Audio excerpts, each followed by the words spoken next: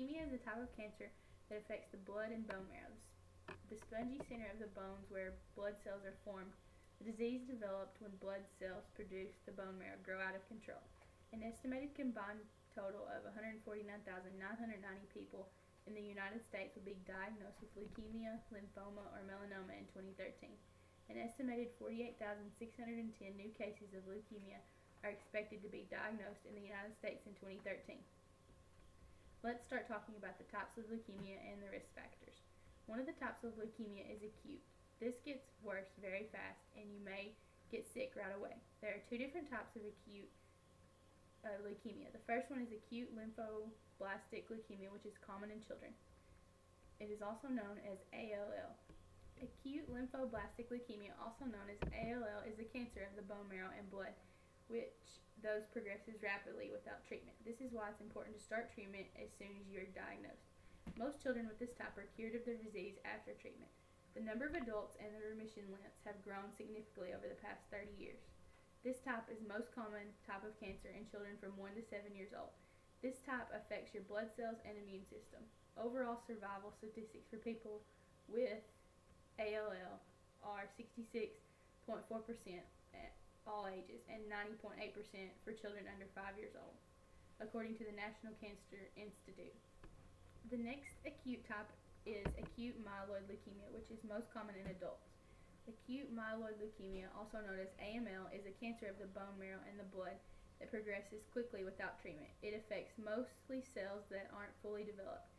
These cells can't carry out their normal functions. That's one reason why it's important to get care and treatment as soon as possible. With treatment, people who have AML continue to see improved results. However, AML can be a difficult disease to treat, and researchers are now studying new approaches to AML therapy in clinical trials. The next type of leukemia is chronic. This type gets worse slowly and might not have symptoms for years. There are two different types of chronic. The first one is chronic lymphatic leukemia and is most common in adults, also known as CLL. It is a type of blood cancer that begins in the bone marrow. It can progress either slowly or quickly, depending on the form it takes.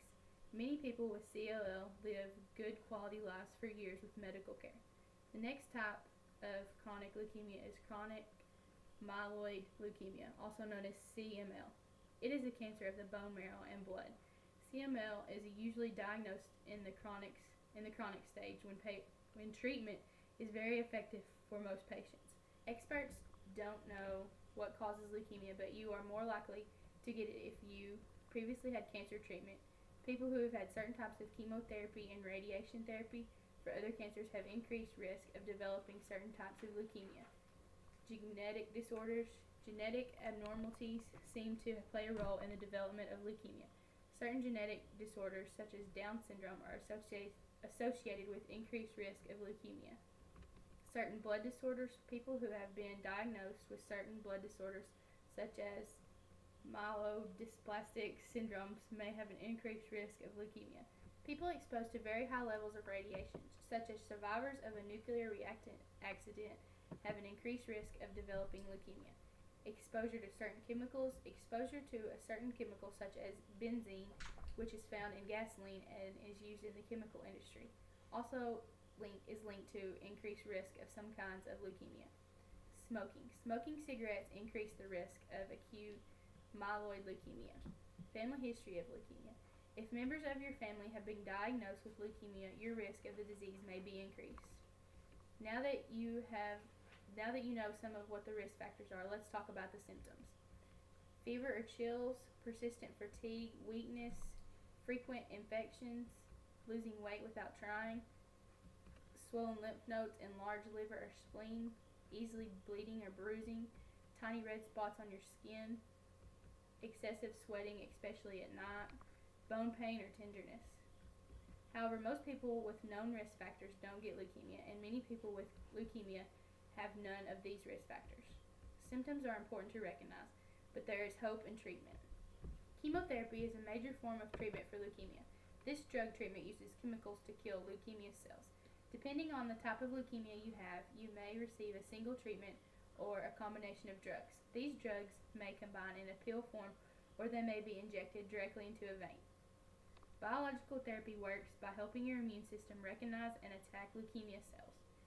Targeted therapy uses drugs that attack specific vulnerabilities within your cancer cells. Radiation therapy uses X-rays or other high-energy beams to damage leukemia cells and stop their growth. During radiation therapy, you lie on a table while a large machine moves around you, directing the radiation to precise points on your body. You may receive radiation in one specific area of your body where there is a collection of leukemia cells, or you may receive radiation over your whole body. Radiation therapy may be used to prepare for a stem cell transplant. A stem cell transplant is a procedure to replace your diseased bone marrow with healthy bone marrow. Before a stem cell transplant, you receive high doses of chemotherapy or radiation therapy to destroy your diseased bone marrow. Then you receive an infusion of blood-forming stem cells to help you rebuild your bone marrow. You may receive stem cell from a donor, or in some cases, you may be able to use your own stem cells. A stem cell transplant is very similar to a bone marrow transplant. One person in the United States is diagnosed with blood cancer approximately every 4 minutes. During this speech, over 60 people were diagnosed with leukemia.